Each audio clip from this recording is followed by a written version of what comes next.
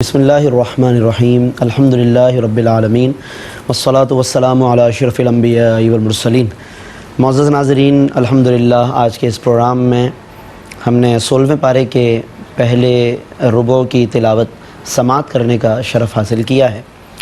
اور ہمارے بہت سے ناظرین یقیناً اس بات سے واقف ہوں گے کہ 16ویں پارے میں اور اس کے آغاز میں جس صورت کا تسلسل چل رہا ہے وہ 15ویں پارے سے شروع ہونے والی مشہور و معروف سورۃ الکہف ہے۔ سورۃ الکہف کل 12 رکوع پر مشتمل ہے اور اس میں کل آیتیں 110 ہیں، جس میں سے جب 16ویں پارے کا جب ہم آغاز کرتے ہیں تو یہ آغاز 10ویں رکوع سے ہے، اور اس اعتبار سے جب ہم سورۃ الکہف کے ان مضامین کا مطالعہ کرتے ہیں کہ جو 16ویں پارے میں ہیں اور اس کے بعد پھر دیگر جو مضامین ہیں، تو ہمیں اللہ رب العزت کے کئی صالحین، عباد مقربین، انبیاء کرام علیہم السلام کے واقعات کا ہمیں تذکرہ ملتا ہے، اور ایسی کئی نصیحتیں ہمیں اس میں نظر آتی ہیں ناظرین کہ جو ہماری زندگی میں اگر ہم شامل کر لیں تو ہماری زندگی کے مختلف گوشوں میں یقیناً اصلاح کا سامان ہم پیدا کر سکتے ہیں۔ سورۃ الکہف کے اس حصے میں اور 16ویں پارے کے اس آغاز میں کہ جو آج ہم نے سماعت کیا ہے، اس میں 15ویں پارے کے اختتام سے حضرت موسیٰ اور حضرت خضر علیہ السلام کی ایک ملاقات کا ذکر چل رہا ہے، جس کی تفصیل ابتدائی طور پر یقیناً آپ نے 15ویں پارے کی تفسیر میں سماعت کی ہوگی۔ خلاصہ یہ ہے کہ حضرت موسیٰ علیہ السلام کو اللہ رب العزت نے حضرت خضر علیہ السلام کی طرف جانے کا ایک حکم فرمایا، اور اس سے مقصود ایک خاص علم کا حصول تھا، کیونکہ اللہ رب العزت نے حضرت موسیٰ علیہ السلام کو اپنے علوم میں سے ایک نوع علم عطا فرمائی، اور پھر اپنے ہی علوم میں سے خاص نوع علم اللہ نے حضرت سیدنا خضر علیہ السلام کو عطا فرمائی، اور اس کے بعد پھر اللہ نے اس ملاقات کا حکم فرمایا۔ چنانچہ حضرت موسیٰ اور حضرت خضر علیہ السلام کے درمیان جب ملاقات ہوئی اور پھر دونوں کا وہ ایک سفر شروع ہوا کہ جس میں اللہ رب العزت کا مقصود یہ تھا کہ حضرت سیدنا موسیٰ علیہ السلام پر کچھ راز اپنے منکشف کیے جائیں اور علم کے کچھ اور گوشے بھی ان پر منکشف اور واضح فرمائے جائیں۔ تو وہاں سے پھر وہ دونوں کا جو سفر شروع ہوا ہے کہ جس کو اللہ رب العزت نے فانطلقا سے بیان فرمایا کہ وہ دونوں کے دونوں پھر روانہ ہوئے، اور اس کے بعد پھر اس روانگی کے ساتھ جو 3 بڑے واقعات پیش آئے کہ جس کو اللہ رب العزت نے ترتیب سے بیان فرمایا کہ وہ دونوں کشتی میں سوار ہوئے۔ حضرت خضر علیہ السلام نے اس کشتی کے تختے کو اکھاڑ دیا جس پر حضرت موسیٰ علیہ السلام نے جس کی طرف پہلے ہی حضرت خضر اشارہ فرما چکے تھے، اے موسیٰ آپ میرے ساتھ صبر نہیں کر پائیں گے، آپ میرے ساتھ نہیں رہ پائیں گے، یا جو میں کچھ ایسے کام کروں گا کہ جس پر آپ خاموش نہیں رہ پائیں گے۔ حضرت موسیٰ علیہ السلام نے کہا کہ میں آپ کے ساتھ سفر کرنا چاہتا ہوں، مفہوم آیات اور مفہوم واقعہ کہ میں ساتھ چلنا چاہتا ہوں۔ چنانچہ جب وہ دونوں کے دونوں کشتی میں سوار ہوئے، حضرت خضر علیہ السلام نے کشتی کا تختہ اکھاڑ دیا۔ حضرت موسیٰ علیہ السلام سے رہا نہیں گیا، اور انہوں نے فوراً حضرت خضر علیہ السلام کے سامنے کہا کہ آپ نے یہ کشتی کا تختہ کیوں اکھاڑ دیا؟ یہ تو بظاہر کوئی ایسی درست بات معلوم نہیں ہوتی۔ حضرت خضر علیہ السلام نے فرمایا کہ کیا میں نے نہ کہا تھا کہ آپ میرے ساتھ نہ چل پائیں گے؟ پھر اس کے بعد دونوں چلتے رہے، اور حضرت موسیٰ علیہ السلام نے پھر دیکھا کہ ایک حضرت خضر علیہ السلام نے کچھ لڑکے دیکھا کہ کھیل رہے ہیں، ان میں سے ایک لڑکے کو بلایا اور یکایک اس کو آپ نے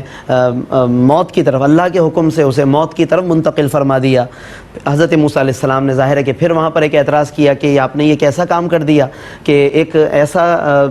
بچہ، ایک ایسی جان کہ جس کا کوئی قصور نہیں تھا، آپ نے اس کو موت کی طرف منتقل کر دیا، تو یہ کیوں کر درست ہو سکتا ہے؟ پھر حضرت خضر علیہ السلام نے فرمایا کہ قال الم اقل لک انک لن تستطیع معی صبرا کہ آپ نہیں رہ پائیں گے میرے ساتھ، صبر نہیں کر پائیں گے۔ حضرت موسیٰ علیہ السلام نے عرض کیا کہ اب کی بار اگر میں کچھ کہوں یا اب کی بار میں نہ رہ پاؤں تو پھر وہ ہمارا پھر ساتھ کا جو ہے وہ ہمارا پھر اختتام ہوگا، یعنی ملاقات کا اختتام ہوگا۔ چنانچہ پھر وہ آگے گئے اور ایک گاؤں، ایک بستی کی طرف گئے جس کو علماء نے لکھا کہ وہ انطاکیہ نامی ایک بستی تھی، وہاں پر گئے، اور چونکہ بہت دور سے سفر کرتے آ رہے تھے تو وہاں کے لوگوں سے کھانا طلب کیا، لیکن ان لوگوں نے مہمان نوازی نہیں کی۔ فَأَبَوْا أَن يُضَيِّفُوهُمَا، ان لوگوں نے مہمان نوازی سے انہوں نے معذرت کر لی، انکار کر دیا۔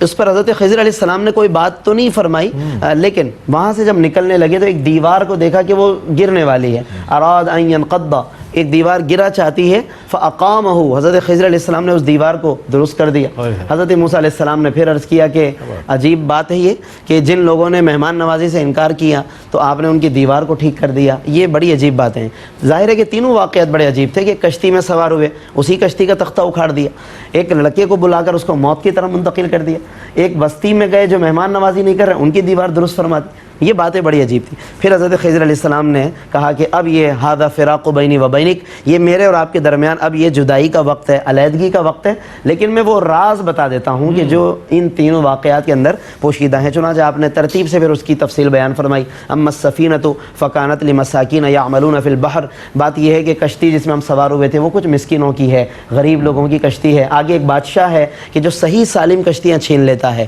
تو ان غریب لوگوں کی کشتی کو بچانا تھا، ایک تختے کو میں نے اکھاڑ دیا، وہ عیبدار ہو گئی، تو لہٰذا وہ کشتی اس ظالم بادشاہ کے چھینا جھپٹی سے بچ گئی، محفوظ ہو گئی۔ یہاں سے ناظرین ہمیں یہ بات سمجھنی چاہیے کہ اللہ تعالیٰ کے فیصلوں میں بہت حکمتیں ہوتی ہیں۔ ہمیں فوری طور پر ہو سکتا ہے کہ ذہن ہمارا منتقل نہ ہو، ہمیں نہیں معلوم ہوتا کہ میرے ساتھ یہ واقعہ، یہ حادثہ، یہ فلاں معاملہ سانحہ کیوں پیش آیا، میرے گھر والوں کے ساتھ ایسا کیوں ہو گیا، فلاں کے گھر والے تو بہت اچھے ہیں، فلاں کے ساتھ تو کوئی واقعہ پیش نہیں آتا۔ انسان کا ذہن پھر اس طرح شیطان کفریات کی طرف لے جاتا ہے، لیکن جب ہم حضرت خضر و موسیٰ کا یہ واقعہ پڑھتے ہیں ایک اطمینان حاصل ہوتا ہے کہ اللہ کے فیصلوں میں کتنی حکمتیں ہوں گی۔ یہ تو ایک حکمت سے حضرت خضر نے پردہ اٹھایا ہے، نہ جانے اللہ کے فیصلوں میں کتنی حکمتیں ہوں گی۔ اگر اس طرح غور کریں تو ایمان اور اطمینان اور ایقان کی نعمت ہمیں نصیب ہو سکتی ہے۔ تو یہ انہوں نے حکمت بتا دی کہ کشتی کا وہ تختہ کیوں اکھاڑا گیا۔ پھر وہ جو بچے کو موت کی طرف منتقل کیا، اس کے اندر بھی ایک خاص وجہ پھر انہوں نے بتائی کہ وہ آگے چل کر اپنے والدین کو کفر کی طرف لے جانے والا تھا، تو اس سے پھر بچانا مقصود تھا، تو اس کے لیے یہ اقدام کروایا گیا اللہ کے حکم سے، یعنی حضرت خضر علیہ السلام نے کیا۔ اور ظاہر ہے کہ موت و حیات اللہ کے ہاتھ میں ہے، وہ جب جس کے لیے چاہے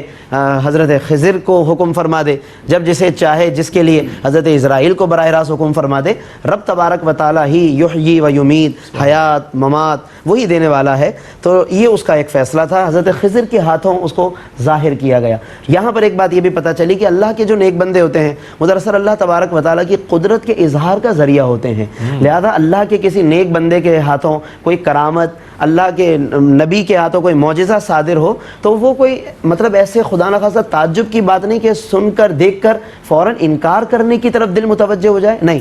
ان تمام باتوں کو دیکھ کر ہمیں اللہ کی قدرت کی طرف متوجہ ہونا چاہیے۔ انبیاء اللہ کی طرف لے جانے کا سبب ہیں، اولیاء اللہ کی طرف لے جانے کا سبب ہیں، تو حضرت خضر کے ان واقعات میں بھی ظاہر ہے کہ اللہ ہی کی قدرت کار فرما تھی، اور انہوں نے ان تمام باتوں کا یہ فلسفہ بیان فرمایا۔ اس کے بعد بڑی اہم بات، جو تیسرا جو واقعہ پیش آیا کہ جس بستی کے لوگوں نے مہمان نوازی نہیں کی، حضرت خضر علیہ السلام نے ان کی دیوار ٹھیک کر دی۔ اس کی جو وجہ بیان فرمائی وہ بڑی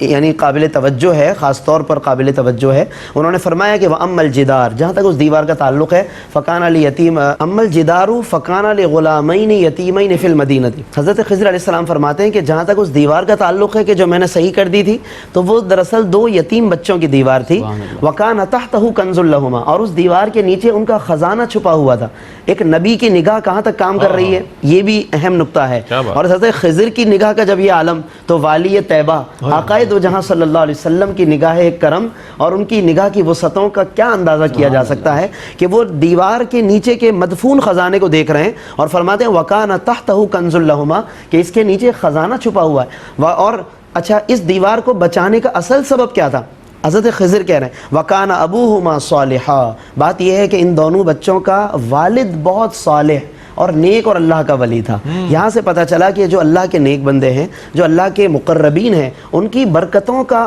کیا عالم ہے کہ ان کی برکت سے اللہ تعالیٰ کس طرح خزانوں کی حفاظت فرماتا ہے۔ اور حضرت ابن عباس رضی اللہ عنہما کا ایک قول ہے، اور جو بعض مفسرین نے لکھا کہ یہ جو قرآن میں فرمایا وَكَانَ أَبُوهُمَا صَالِحًا، ان بچوں کا والد بہت نیک تھا، تو اس سے وہ ڈائریکٹ جو والد ہے وہ مراد نہیں، بلکہ ان کی 8ویں پشت میں 8ویں پشت میں ایک مرد صالح گزرا تو اس کا وہ فیض 8ویں نسل کو اللہ تبارک و تعالیٰ نے عطا فرمایا. تو ایک ولی کامل کا فیض کہاں کہاں تک پہنچتا ہے ہم اندازہ نہیں کر سکتے. اور قرآن نے اس کو باقاعدہ مینشن کیا, تو اس کا مطلب ہے کہ یہ ایسی وجہ ہے کہ جو قابل غور ہے کہ ہم بھی اس پر توجہ کریں کہ اللہ کے نیک بندوں کا کیا مقام ہے, ان کے فیوز و برکات کا کیا عالم ہے, اور ہمارے دل میں بھی اس کی تعظیم اور عقیدت ہونی چاہیے. تو یہ واقعات اللہ رب العزت نے سورہ کہف میں بیان کیے, اور 16ویں پارے کے آغاز میں 16ویں پارے کا آغاز ان آیات پر مشتمل ہے. پھر اسی میں ہمیں ذوالقرنین کا بھی ایک ذکر ملتا ہے, اور یہ ان سوالات میں سے ہے کہ جو کفار یہودیوں کے برانگیختہ کرنے پر, یہودیوں کے ایما پر حضور علیہ السلام سے قصدن کیا کرتے تھے کہ آپ فلاں کو جانتے ہیں, آپ فلاں کے بارے میں کیا کہتے ہیں. چنانچہ وہ ذوالقرنین کے بارے میں پوچھتے تھے, کبھی اصحاب کہف کا تذکرہ پوچھتے تھے. لیکن اللہ اکبر, آقا دو عالم صلی اللہ علیہ وسلم اللہ رب العالمین کے اعلام سے, اس کی وحی سے, اس کے القاء سے اور بتانے سے ایک ایک بات کا آپ صلی اللہ علیہ وسلم جواب ارشاد فرمایا کرتے تھے. جیسے کہ جب معراج سے واپس تشریف لائے تو صبح انہوں نے, کفار نے پھر بے سروپا اعتراضات کہ جی آپ بیت المقدس گئے تھے تو کتنے دروازے ہیں, کتنی کھڑکیاں ہیں. اللہ رب العزت نے آپ صلی اللہ علیہ وسلم کو کیا کمال بخشا کہ خود بیت المقدس آپ صلی اللہ علیہ وسلم پر منکشف فرما دیا, پردے اٹھا دیے, اور اللہ نے آپ پر منکشف فرما دیا. حضور ایک ایک بات کا جواب دیتے چلے گئے. تو ذوالقرنین کے بارے میں پوچھا گیا, اس کی پھر قرآن نے بزبان رسالت میں آپ صلی اللہ علیہ وسلم تفصیلات لوگوں تک پہنچائی ہیں. اور پھر اس کے علاوہ اس میں اور بھی تاریخی کچھ واقعات کا ذکر ہے. ذوالقرنین کے اس تذکرے کے ضمن میں یاجوج ماجوج کا تذکرہ بھی ہے, اور سد ذوالقرنین کا ذکر بھی ہے. ان سب کے اندر ایک خاص بات یہ کہ جو بات سمجھائی گئی ہے کہ بے سروپا سوالات نہ کیے جائیں, اور خصوصاً وہ بھی نبی کریم صلی اللہ علیہ وسلم سے کہ جنہیں اللہ رب العزت نے براہ راست سکھایا. وَعَلَّمَكَ مَا لَمْ تَكُنْ تَعْلَمْ, اے محبوب صلی اللہ علیہ وسلم آپ کو اللہ نے وہ کچھ سکھا دیا کہ جو آپ نہ جانتے تھے. تو آپ صلی اللہ علیہ وسلم نے ان تمام باتوں کا جواب ارشاد فرمایا. اور یہاں پر ایک بات اور بھی ہے کہ یسألونک کا لفظ قرآن میں صحابہ کے لیے بھی آیا کہ صحابہ بھی حضور سے پوچھتے تھے, اور کفار کے لیے بھی آیا کہ یسألونک, یہ بھی آپ سے پوچھتے ہیں, مگر دونوں کے پوچھنے کی نیتیں الگ الگ ہیں. کفار پوچھتے ہیں تو حضور کو لاجواب کرنے کی نیت سے, عاجز کرنے کی نیت سے, اسی لیے انہیں پھر کوئی فائدہ نہیں پہنچا, بلکہ وہ پوچھنے کے باوجود مزید جہالت میں چلے گئے. حالانکہ پوچھنا علم کا دروازہ ہے, لیکن وہ پوچھ کر بھی جہالت میں چلے گئے کیونکہ نیت خراب تھی. اور صحابہ نے جب پوچھا تو قرآن بڑے خوبصورتی کے ساتھ جب یسألونک کا لفظ صحابہ کے لیے کہتا ہے, یہ صحابہ اے محبوب آپ سے پوچھتے ہیں, تو ان کا وہ پوچھنا مسلسل علم کا سبب بنتا چلا جاتا ہے. اور اسی علم کے سبب بننے میں مولا علی کو دیکھیں تو وہ تو علی بابھا کے منصب پر, یعنی وہ باب العلم بنتے ہیں وہاں سے. حضرت ابو بکر ہوں, حضرت عمر ہوں, حضرت عثمان و علی ہوں, یہ سب کے سب وہ علوم یسألونک سے حاصل کرتے ہیں. اس سے ہمیں یہ پتہ چلا کہ سیکھنا اور پوچھنا اور معلومات, اس کے اندر وہ نیت کا اخلاص بھی ضروری ہے کہ انسان کسی سے پوچھے تو وہ جاننے کی نیت سے, کچھ حاصل کرنے کی نیت سے. تو یہاں پر ہمیں یہ فرق بھی ملحوظ رکھنا چاہیے. پھر ناظرین, اسی کے اختتام پر اللہ رب العزت نے کچھ ان لوگوں کا ذکر کیا کہ جو اس دنیا میں عمل کے اعتبار سے دنیا اور آخرت میں خسارے میں ہیں. بلکہ اس کو یوں بیان کیا گیا کہ کیا میں تم لوگوں کو نہ بتاؤں کہ سب سے زیادہ خسارے میں کون. پھر بتایا 104 آیت آج کی اس تلاوت کی, الذین ضل سعیہم فی الحیاۃ الدنیا, یہ وہ لوگ ہیں جو سب سے زیادہ خسارے میں کہ جن کی دنیاوی زندگی میں ساری کوششیں بیکار ہو گئیں. وَهُمْ يَحْسَبُونَ أَنَّهُمْ يُحْسِنُونَ صُنْعًا, اور وہ یہ گمان کرتے رہے کہ ہم بہت اچھا کام کر رہے ہیں. ایسے بہت سے لوگ ملیں گے کہ جو اپنے گمان میں سمجھ رہے ہوتے ہیں ہم بہت اچھا کام کر رہے ہیں, لیکن ان کی نیتوں کی وجہ سے اور ان کی فکر و فلسفے کے اندر جو خرابی ہے اس کی وجہ سے ان کی وہ کوششیں اکارت ہو جاتی ہیں, بیکار ہو جاتی ہیں. تو انہیں سب سے زیادہ ناکام قرار دیا گیا ہے. اس کے بعد سورہ مریم کا آج آغاز ہوا ہے, اس کی تقریباً 15 آیتیں آج کے اس ربع میں تلاوت کی گئی ہیں. مختصراً اگر میں عرض کروں تو سورہ مریم 98 آیتوں پر مجموعی طور پر مشتمل ہے اور 6 رکوع پر مشتمل یہ صورت ہے. اس میں اللہ رب العزت نے مختلف انبیاء کرام علیہ السلام کی جو آزمائشیں جو ان پر آئیں, اللہ نے ان آزمائشوں کا ذکر فرمایا, اور ان انبیاء پر وقتاً فوقتاً جو لوگوں کی طرف سے تنقیدات ہوئیں یا لوگوں نے انہیں اپنے مختلف جملوں کا نشانہ بنایا, اللہ نے ان باتوں کا ذکر کر کے نبی کریم صلی اللہ علیہ وسلم کو تسلی دی ہے. اے محبوب صلی اللہ علیہ وسلم, ان کفار کی باتوں پر آپ غمگین نہ ہوا کریں, آپ غمزدہ نہ ہوا کریں, کیونکہ اس سے پہلے بھی مختلف انبیاء کے ساتھ ایسا ہوتا رہا ہے, الزام تراشیاں ہوتی رہیں. پھر اس کے اندر ابتدا میں دیکھیں تو حضرت زکریا علیہ السلام کا ذکر ہے. حضرت زکریا علیہ السلام اولاد کے لیے دعا کر رہے ہیں, اور اولاد کے لیے اس وقت دعا کر رہے ہیں جب ان کی اپنی عمر ایک قول کے مطابق 120 سال کے قریب ہو چکی ہے، جبکہ بظاہر اب اولاد ہونے کا کوئی امکان نہیں ہے، وہ عمر گزر چکی 120 سال، اور ان کی زوجہ جو تھی ان کی عمر تقریباً جو مفسرین بتاتے ہیں 98 سال کے قریب ہو چکی تھی۔ ایسے وقت میں انہیں اولاد کی ایک امید پیدا ہوتی ہے، اور وہ اللہ کی بارگاہ میں کتنی عاجزی سے عرض کرتے ہیں، رب انی وہن العظم منی، اے میرے رب میری ہڈیاں کمزور ہو گئی ہیں، واشتعل الرأس شیبا، اور میرے بالوں میں سفیدی آ چکی ہے۔ اور اس سے بھی خوبصورت بات کیا کہتے ہیں وہ اس تواضع کے ساتھ، اور یہ دعا کے آداب بھی ہیں ناظرین، کہ سب سے پہلے بندہ اللہ کی حمد کرے، اللہ کی ثنا تعریف بیان کرے، اپنی عاجزی، کسر نفسی، گناہوں کا اعتراف کرے۔ پھر اس کے بعد ایک اور بات، وَلَمْ أَكُمْ بِدُعَائِكَ رَبِّ شَقِيًّا، اے میرے رب میں اس سے پہلے کبھی ناکام ہوا ہی نہیں ہوں تجھ سے مانگ کر۔ یہ بہت کمال جملہ ہے، یعنی گویا اللہ کی بارگاہ میں خود اللہ ہی کے کرم کو وسیلہ بنا رہے ہیں، اللہ ہی کے کرم کا حوالہ دے رہے ہیں، اے مولا اس لیے میری یہ دعا قبول کر کہ اس سے پہلے بھی تو نے قبول فرمائی ہے، تو جب پہلے تیرا یہ طریقہ رہا ہے تو یہ اب بھی ہو سکتا ہے۔ یہ بہت خوبصورت انداز ہے، اور ہمیں بھی چاہیے کہ ہم اللہ کی بارگاہ میں اپنی ان نعمتوں کا ذکر کریں جو اللہ نے اس سے پہلے فرمائی ہم پر۔ وَلَمْ أَكُمْ بِدُعَائِكَ رَبِّ شَقِيًّا، چنانچہ اللہ نے انہیں بہت خوبصورتی کے ساتھ یہ دعا نہ صرف قبول فرمائی بلکہ حضرت یحییٰ علیہ السلام کی صورت میں انہیں ہونہار اللہ نے ولد صالح عطا فرمایا، کہ جس کو اللہ نے نبوت بھی عطا فرمائی، اور اللہ رب العزت نے ان کو تبلیغ اور زہد و تقوی بھی عطا فرمایا، دور و دراز تک انہوں نے سفر کر کے مشقتیں برداشت کر کے انہوں نے اللہ کا پیغام لوگوں تک پہنچایا ہے۔ تو یہ مضامین ہیں، یہ واقعات ہیں کہ جو اللہ رب العزت نے اس صورت میں بیان فرمائے ہیں۔ اختتام پر یرثنی و یرث من آل یعقوب کہہ کر انہوں نے وراثت کا ایک ذکر کیا کہ ایسا ولد مجھے عطا فرما جو میرا بھی وارث بنے، خاندان یعقوب کا وارث بنے۔ تو یہاں پر یاد رکھنا چاہیے ناظرین کہ جب انبیاء کسی وراثت کا ذکر کریں تو اس سے دولت کی وراثت مراد نہیں ہوتی، انبیاء جب وراثت کا ذکر کرتے ہیں تو اس سے وراثت نبوت مراد ہوتی ہے، کیونکہ انبیاء کے بارے میں یہ مسلمہ اصول ہے جو حدیث میں بتا دیا گیا۔ حضور فرماتے ہیں نحن معشر الانبیاء، ہم گروہ انبیاء لا نورث درہما ولا دینارا، ہم کسی درہم و دینار کا وارث بناتے ہی نہیں ہیں،